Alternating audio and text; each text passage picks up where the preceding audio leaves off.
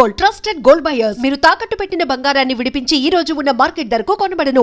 దాసర్ గారు లాస్ట్ రోజుల్లో చేతిలో చేయేసి శివాజీ రాజా ఇలాంటి వాడినే నేను ఇన్ని రోజులు దూరం పెట్టింది అని చెప్పి బాధపడ్డారు. అందరూ ఎదురుగుండా, నేను ఒక్కనే కాదు, నాతో పాటు ఇంకా ఆర్టిస్టులు ఉన్నారు. అసలు ఎందుకు దూరం పెట్టారు? ఏం జరిగింది మీ ఇద్దరి మధ్య?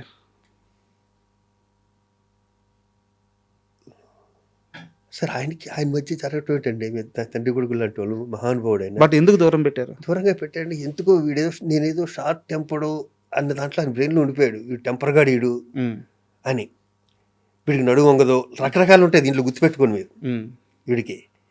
వీడి షార్ట్ టెంపర్ గాడు, వీడి మీద కంప్లైంట్లు వస్తున్నాయి మనకి. అదే ఎదవలు ఉంటారు ఎందుకు అనుకున్నాగా, ఎవడో ఏదో చెప్పుంటాడు, దానివల్ల ఏదన్నా ఆయన కోపం ఉండొచ్చు, దూరం పెట్టాడు. దానికి తోడు నేను ఒక మాట అనేసాను ఆయన ఒకసారి, ఇది చదువుదాం ఏం పర్లే, ఉన్నదన్నట్టు చెప్పుకోవడానికి. శివాజీ ఒకసారి ఇంటికి రా అన్నాడు. ఎలక్షన్లో హాట్గా జరుగుతున్నాయి.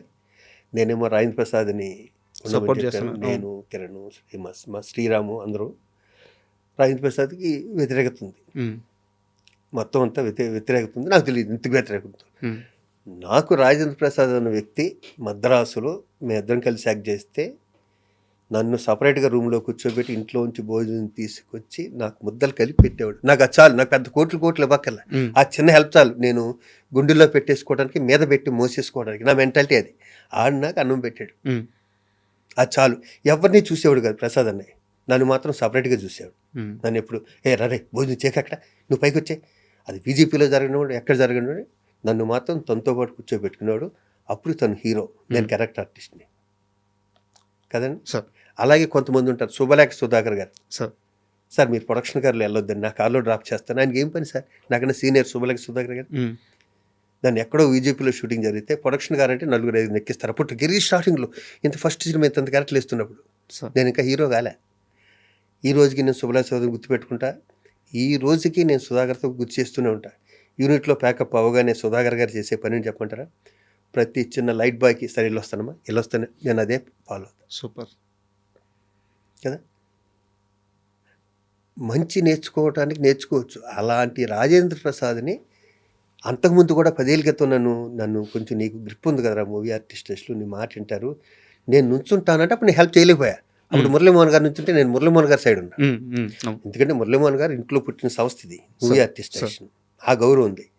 అది నాకు ఒక షూటింగ్లో గుర్చేశాడు. వేరే లాస్ట్ 10 ఏళ్ళ క్రితం మీ ఇంటికి వస్తే నువ్వు ఇలా అన్నావు అని సినిమాలో గుర్చేస్తే ఇప్పటి నువ్వు నుంచోపోని అన్నా, మాటిచ్చాను. ఎందుకంటే పెద్దవాడు ఎవరో ఒక ఆయన మురళీమోహన్ గారికి ఏదో నుంచోనో లేకపోతే ఇలాంటిది ఏదో వచ్చింది డిస్కషన్, ఇది కాదు, ఇలాంటి డిస్కషన్ వచ్చింది, ఈ మొక్క కాకపోవచ్చు. వస్తే నువ్వు నుంచో అన్నాడు. మరి నువ్వు ఉంటావు పక్కన ఉన్నాడు, నేను ఉంటాలే, నేను సెక్రటరీ చేస్తాను, నువ్వు ప్రెసిడెంట్ చేయి. అప్పటికి నేను ప్రెసిడెంట్ క్యాండిడేట్ని. వన్స్ అనౌన్స్ చేయగానే మొదలైందప్పా విపరీతమైన ఫోర్స్. నాకు దీంట్లో తప్పించుకునే వాళ్ళు తప్పించుకున్నారు, మా పక్కన వాళ్ళు రకరకాలు జరిగినాయి. అవి వేస్ట్ చెప్పుకోవడం, ఎందుకంటే ఆ తప్పించుకునే వాళ్ళకి అంత గుర్తింపు కూడా లేదు. వచ్చారు నా మీద ఫోర్స్ వెళ్ళేది. ఆ టైంలో అటేపు జయసుధ గారు నుంచున్నారు నా మీద, మా బావను అలీ నుంచోబెట్టారు నా మీద. అలీ నేను ఆ చిన్నప్పుడు మేమిద్దరం విపరీతమైన యారా అనుకునే బ్యాచ్లో అలీ నేను ఒకడం. కట్టు అలీకి నాకు ఫోన్లు కట్టు. జయసుధ గారు అంటే విపరీతమైన ఇష్టం నాకు. మీకు అభిమానం కదా అసలు అభిమానం ఏంటి, ఎవరికి ఉండదు జయసుధ గారు అంటే అభిమానం. కళ్ళ ముందు వాళ్ళ బేటలు తెలిసిపోతున్నాయి ఇలాగ. ఆ టైంలో అది అంత హాట్గా ఉంది. పెద్దవాళ్ళందరూ నా మీద రివర్స్ అవుతున్నారు, ఉంటే నువ్వు ఉండు అంటున్నారు, రకరకాలు చెప్తున్నారు. నాకేమో మాట ఇచ్చాను, అన్న అంటే చాలా ఇష్టం నాకు. రాజేంద్ర ప్రసాద్ అనే వ్యక్తి అంటే చాలా ఇష్టం. నేను ఆ ముక్క మీద ఉండిపోయాను. సర్లే ఆయన నిలబెట్టాం కదా, పోనీ మనం పక్క వెళ్ళిపోదామా, పోనీ ఈ ఫోర్స్ తట్టుకోలేకపోతున్నాను, చాలా కష్టంగా ఉంది అనుకున్న టైంలో పెద్ద దాసనారాయణ దగ్గర ఫోన్ వచ్చింది. నన్ను ఇంటికి రమ్మంటున్నారని. కూర్చున్నారు. శివాజీ ఇంకేంట్రా, ఏం జరుగుతుందన్నాడు. ఏం లేదన్నా, మాట ఇచ్చాను. ఏం లేదు గురుగారు, మాట ఇచ్చాను, నేను ఇంకా మాట మీద ఉండిపోతానండి. అది కదా ఇంకోసారి ఆలోచించు, నువ్వు ఉంటావో పోనీ అన్నారు.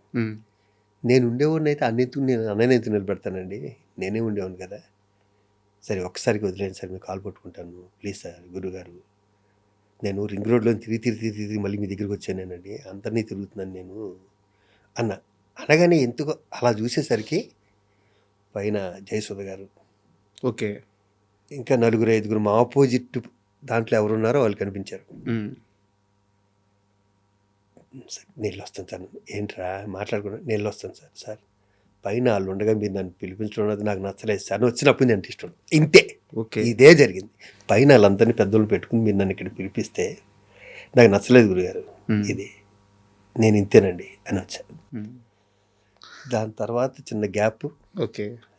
భరద్వాజ గారు ఇల్లు ఉంటారు కదా, శ్రీ కళ్యాణ్, వాళ్ళందరూ నా గురించి, వాళ్ళందరికీ నన్ను మొదటి నుంచి చూస్తారు కదా వీళ్ళందరూ, వాళ్ళందరికీ చెప్పుంటారు. తర్వాత సో అది జరిగింది అయితే అది చివరి రోజుల్లో అర్థమైందంత. అది ఓకే. ఇన్నాళ్ళు నేను మిస్ అయ్యాను నేను అన్నాడు.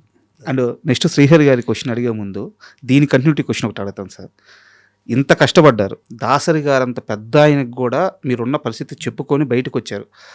ఓన్లీ రాజేంద్ర ప్రసాద్ గారికి మాట ఇచ్చాననే ఇంత కష్టపడ్డారు మీరు. ఇండస్ట్రీలో చాలామంది శత్రువులు చేసుకున్నారు, కానీ మీరు కానీ కాదంబరి గారు కానీ మీరంతా కష్టపడి గెలిపించిన రాజేంద్ర ప్రసాద్ అధ్యక్షుడు అయిన తరువాత మీరంతా ఒక్క రోజన్నా సాటిస్ఫాక్షన్గా ఉన్నారా? సమస్యలు రాలేదా? అనవసరంగా గెలిపించామని బాధపడలేదా? అనవసరంగా గెలిపించామని అనుకోలే. ఇక్కడ సమస్యలు ఎందుకు వస్తాయంటే, నా చేతిలో కోట శ్రీనివాసరావు ఓడిపోయాడు, నా చేతిలో మా బావ అలీ కూడా ఓడిపోయాడు ఆ ఫంక్షన్లో. ఓడిపోయిన వాళ్ళకి కోపం ఉండదు మన మీద? ఉంటుందా ఉండదా? ఓడిపోయిన వాళ్ళకి ఉంటుంది కదా. అది లేకుండా చేసుకున్నాను వెంటనే. నేను మా బావ దగ్గరికి నేనే పర్సనల్గా అలీ దగ్గరికి వెళ్ళి మేము హక్ చేసుకుని దాని తర్వాత 2 నెలల తర్వాత అలా కోటబాబుకి కూడా అయిపోయింది. ఇక్కడ ఏమొచ్చిందంటేనండి, ఇక్కడ నాకున్న ఎక్స్పీరియన్స్ రాజేంద్ర ప్రసాద్ గారికి లేదు. నాకన్నా పెద్ద ఆర్టిస్ట్ అవటం వేరు, ఎక్స్పీరియన్స్. అవునవును. మూవీ ఆర్టిస్ట్లో ఎక్స్పీరియన్స్ కావాలి. అక్కడ 10 మందికి నవ్వుతూ జాగ్రత్తగా చెప్పి వాళ్ళ ప్రాబ్లమ్ సాల్వ్ చేయాలి. తనున్న బిజీకి న్యాచురల్గా ఏంటంటే ప్రెసిడెంట్ అన్ని పనులు చేయట్లేదు, సెక్రటరీ చూసుకుంటాను. నేనే సెక్రటరీ ఉన్నప్పుడు, మా అన్నయ్య ప్రెసిడెంట్గా ఉన్నప్పుడు తను కూడా ఎప్పుడు ఆఫీస్కి వచ్చేవాడు. ఏ రోజు జరిగేది ఆ రోజు చెక్ చేసుకునేవాడు. మేము కూడా అప్పుడు కొత్త రూల్ పెట్టాం, ఎవరు ఆఫీస్కి వచ్చినా సంతకం పెట్టాలి కంపల్సరీ, ఎవరెన్నిసార్లు వస్తున్నారు ఆఫీస్ జనరల్ బాడీలు చూద్దాం ఓకే అని పెట్టుకునేవాళ్ళు. రాజేంద్ర ప్రసాద్ గారి వల్ల ప్రాబ్లం ఏమవుతుంది అంటే, టక్కన ఒక మాట అతని లోపల ఇది అనాలని ఉండదు, అది ఇక్కడి నుంచే వస్తుంది. ఓకే.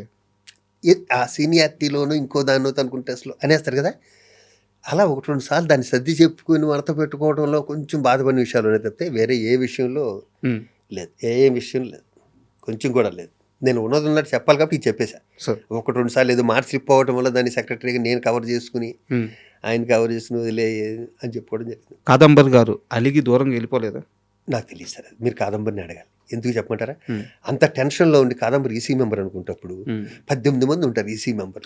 18 మందిలో ఎప్పుడు 10 మంది అలుగుతారు. ఎందుకు చెప్పమంటారా, ఫారిన్ ఈవెంట్ జరిగితే మమ్మల్ని తీసుకెళ్ళని అంటాడు.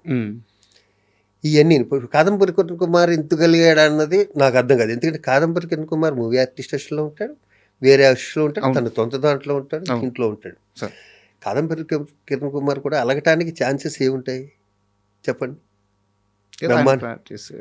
ఆయన ప్రయారిటీస్ సంథింగ్ ఏదో అక్కడ నన్ను భాగం చేయలేదనో, నా ఇన్వాల్వ్మెంట్ లేదనో, లేదా నచ్చని పనులు ఏమన్నా జరుగుతుంటే నచ్చని పనులు. అసలు మూవీ ఆర్టిస్ట్లో ఏ ప్రెసిడెంట్ ఉన్నా అక్కడ ఒక పైసా తింటానికి ఉండదండి, మీరు గుర్తుపెట్టుకోండి. నా పగవాళ్ళు ఉన్నా కూడా నేను చెప్తా, అక్కడ ఎవడో తింటానికి ఎవడైనా సేవ చేయాలి. కొంతమంది ఎక్కువ చేస్తారు, కొంతమంది చేయరు, కొంతమంది అస్సలు చేయరు.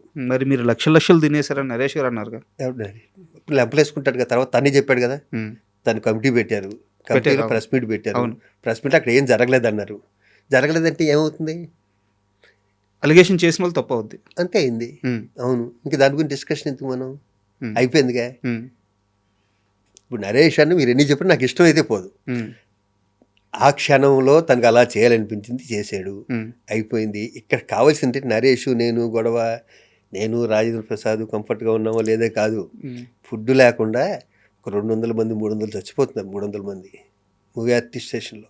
మనం బట్టలు బాగా వేసుకున్నాం, మనం వెండి బల్లెల్లో తింటున్నాం, నేను ఈ జ్యూస్ తాగుతున్నాను, ఇదిగో నా బెడ్షీట్లు ఎలా ఉంటాయి, అవి కాదు కావాల్సింది.